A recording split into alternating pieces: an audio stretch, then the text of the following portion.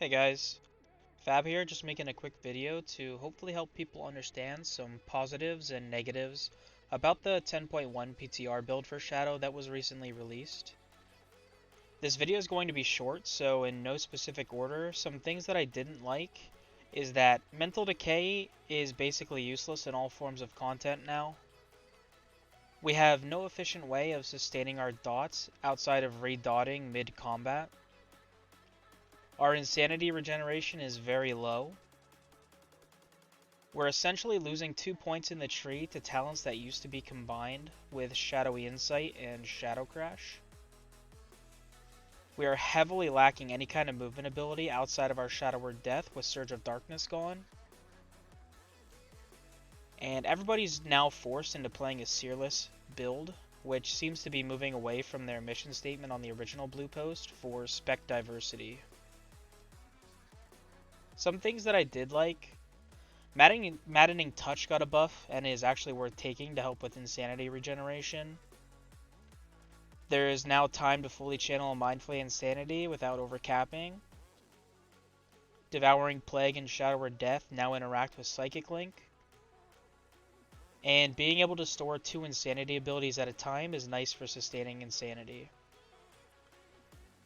Some things that I would like to see changed would be some way to keep dots rolling mid-combat. Some suggestions I've seen would be through Shadowy Apparitions or giving us a second charge of Shadow Crash. I would also like to see the Old Leap of Faith legendary from Shadowlands that allowed you to bring yourself to a target as a talent, where you could either choose between pulling someone to you or going to someone. Insanity regeneration also being higher, they could probably start with Void Torrent, since that was nerfed from 60 insanity all the way down to 24.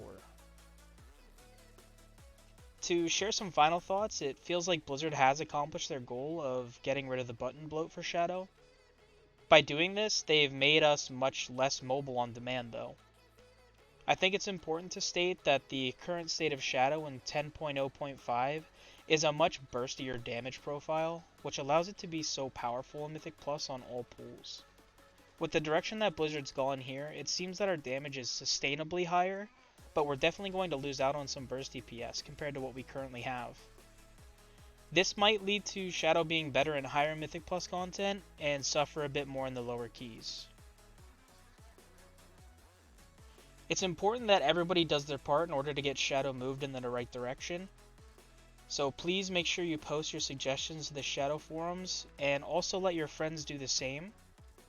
The easiest way to get some of these issues resolved is by making our voices loud enough to be heard. Thank you guys for watching. If you have any questions about some of the testing I've done, feel free to leave them in the comments and I'll be happy to help in any way that I possibly can.